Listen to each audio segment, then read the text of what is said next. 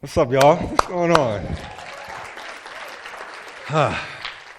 So today, I want to ask a question.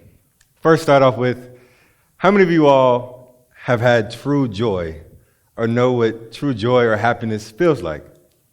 Right? And then how many of you all on the other side who are still seeking that internal fulfillment, that joy, that happiness? I'll raise my hand because I was on that list as well. See, for me, that was a battle my entire life. What is joy? What brings joy? How come some people seem so damn happy all the time and I can't get that? Why did joy seem to run away from me? And when I finally caught it, how do I keep it? See, today I don't want to talk about what we haven't done or deter our efforts, but rather give you guys some tidbits to help you on your internal fulfillment journey. Now, I'm not up here trying to proclaim that I'm some happiness guru or I figured out how to be super happy or some Hallmark card type of speech or anything like that. But instead, my name is Kevin, and I want to give you guys a sneak peek of what has worked for me. So to start, today I declare everyone here an author of your story, because we do know life is a story. And today, we're going to take back the power of anything that's taken our story away from us, because we control our narrative. So today, as I go through this talk, I want you to remember, this is your story, and you're the author. So let's transition to chapter 1, or lesson 1, I guess. Start with the mental and emotional aspect of our story. See, for me personally, this is the hardest part of my journey, getting out of my own damn way, right? So I used to have these really, really bad moods, like awful moods. Like I'd be really happy, super high, and then super sad, super low, all in the same day. And I'm saying it could last 2 hours, it could last 2 days, unfortunately it could last 2 weeks. And I would ask myself sometimes, like, what is wrong? Like what is going on? And I could never answer those questions. It was like putting myself on an emotional roller coaster that I couldn't get off of.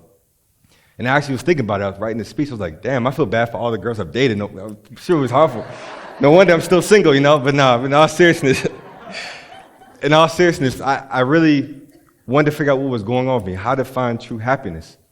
And so I tried the typical things, right? The counselors, the psychiatrists, even the medicine they prescribed. All great things, but it was something deeper I needed to get out of me. And it wasn't until I met this counselor, and I guess she had like a long day because she was super like direct with me. And she was like, Kevin, you're going to have to figure out what's wrong with you. And it's not going to be overnight. And I was like, yes, ma'am. Yes, ma'am, I got it. And shout out to all the people that are, real with us in our life, right? She was real with me. And so it made me contemplate. And I thought about myself. And I thought about what brings me joy. And I thought about, public, adoration, money, jobs, relationships, all materialistic things, all things that are fleeting happiness. And when I had those things, when I felt good about those things, I was feeling good, moods were high. But when they would leave for whatever reason, I'd get super insecure. And so I would challenge myself and I viewed myself and I had to change my views of how I viewed myself, but most importantly, how I fixed myself.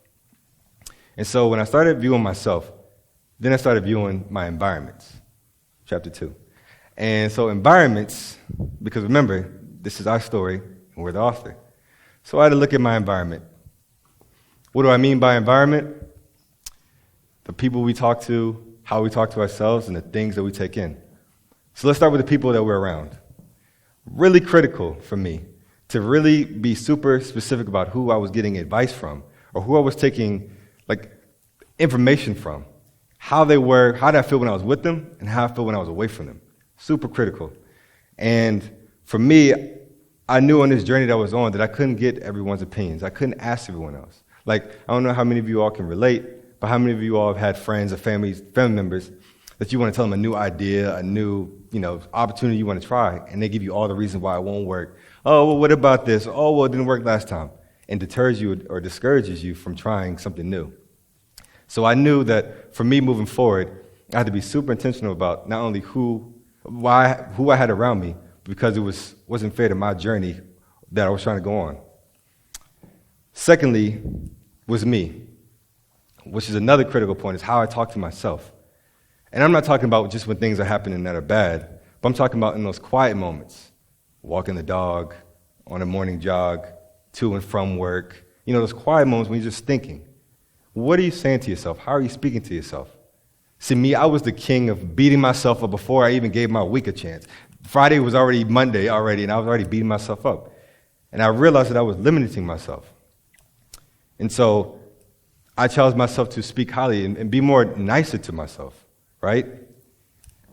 So as I was talking to myself and thinking about this, and I transitioned to me and putting all this together.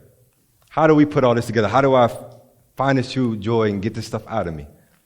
Well, first I had to detach from negative default behaviors that I had when I was low self-esteem, high stress, insecure, and really build myself up. You know, but start small, right? So talking hiking, biking, new TV show, new relationship, new job, new conversation groups, anything that's the healthy, that you want to change your habits. So I'll give you guys an example. So I was in the Bay Area, and there's a transportation called the BART system, if anybody's been there. It takes you through San Francisco, Oakland. And I'm not a baseball fan at all. I love football and basketball, but I wanted to try something different. I wanted to challenge myself. So I went to a baseball game. So I bought me 2 tickets. I bought me a hat. I bought me gloves. I bought me a jersey. I bought me a hot dog and a beer, because I think that's what baseball fans do. And I even sang the baseball anthem that take me out to, I don't even know the whole song, but I was like cheering along, like having a great time, and that was, it felt so good. And one thing I realized in doing that was it not only was giving me something to look forward to each day, because I challenged myself each day to do something differently to kind of like find what worked, because life's not a one-size-fits-all. It's different things every day. But also, I realized my moods were changing because they weren't attached to things that I couldn't control. So along this journey, authors, because we do know this is our journey, this is our story, and we're the authors, I realized that distractions will happen along the journey. Not everything is going to go right. Bad things will happen.